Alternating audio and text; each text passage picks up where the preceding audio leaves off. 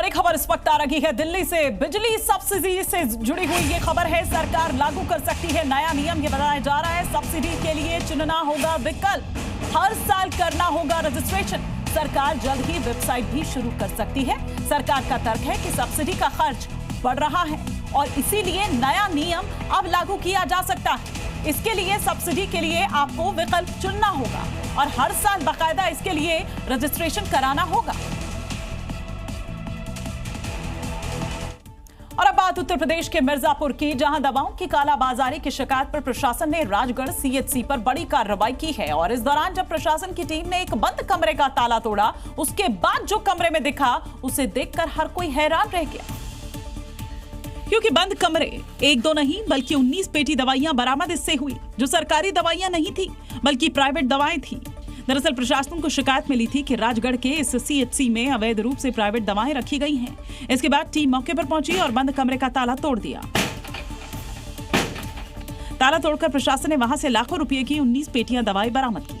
आरोप है कि सीएचसी में प्रधानमंत्री भारतीय जन औषधि केंद्र की सस्ती दवाएं लेने की बजाय प्राइवेट स्टोर से महंगी दवाएं खरीदने के लिए मजबूर किया जाता है। फिर दवाओं को अपने प्राइवेट क्लिनिक में यूज करते थे, जहां बिना बिल के दवा बिक्री की जाती थी। फिलहाल प्रशासन की टीम ने कमरे को सील कर दिया। साथ ही ये दवाएं किसकी हैं और सरकारी अस्पताल परिसर के कमरे में इन्हें किस मकसद से रखा गया था, इसकी जांच की जा रही है।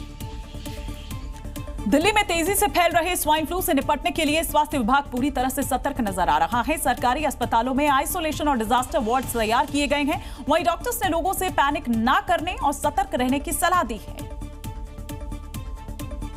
अगर आपको सर्दी, जुकाम और खांसी है तो इसे हल्के में ना लें, क्योंकि ये स्वाइन फ्लू हो सकता है, जो मानसून के दौरान लोगों को परेशान कर रहा है। दिल्ली में इन्फ्लुएंजा ए के अब तक 2392 मामले सामने आ चुके हैं। इनमें से स्वाइन फ्लू के 1777 मरीज हैं। स्वाइन फ्लू के लक्षण सामान्य वायरल या मौसमी फ्लू जैसे ही होते हैं। तेज बुखार और ठंड लगना, खांसी और गले में खराश, शरीर और मांसपेशियों में दर्द, सिर दर्द, कमजोरी, थकान, नाक बहना या बंद होना। स्वाइन फ्लू जिस तरह पैर पसार रहा है, उसे देखते हुए स्वास्थ्य मंत्रालय पूरी तरह एक्टिव है। अस्पतालों में इंतजाम के लिए पब्लिक एडवाइजरी जारी की गई है। खांसते या छींकते समय मुंह नाक ढक लें। साबुन और पानी से नियमित रूप से हाथ धोएं। भीड़ भाड़ वाली जगह पर मास्क पहनें। बिना डॉक्टर के सलाह के दवाई ना लें।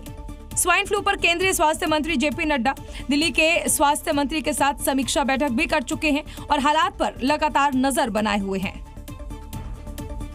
दिल्ली के बाद अब पूरे एनसीआर में सीएनजी वाले ऑटो बैन हो जाएंगे। सरकार ने सीएनजी ऑटो को धीरे धीरे सड़क से हटाने की दिशा में एक बड़ा कदम उठाने का फैसला किया है। तो इसके तहत सीएनजी ऑटो के जो नए रजिस्ट्रेशन हैं वो नहीं होंगे। एनसीआर के अलग अलग शहरों में सीएनजी ऑटो के रजिस्ट्रेशन बंद होंगे। चरणबद्ध तरीके से रजिस्ट्रेशन को बंद किया जाएगा। नोएडा, गाजियाबाद, गुरुग्राम, फरीदाबाद, सोनीपत में जनवरी 2028 तक सीएनजी ऑटो का नया रजिस्ट्रेशन नहीं होगा। वहीं जनवरी 2029 से एनसीआर के बाकी जिलों में भी रजिस्ट्रेशन बंद कर दिया जाएगा। सीएनजी ऑटो की जगह इलेक्ट्रिक ऑटो लेंगे। सिर्फ इलेक्ट्रिक ऑटो का ही रजिस्ट्रेशन किया जाएगा। सरकार ने प्रदूषण कम करने के लिए कदम उठाया है।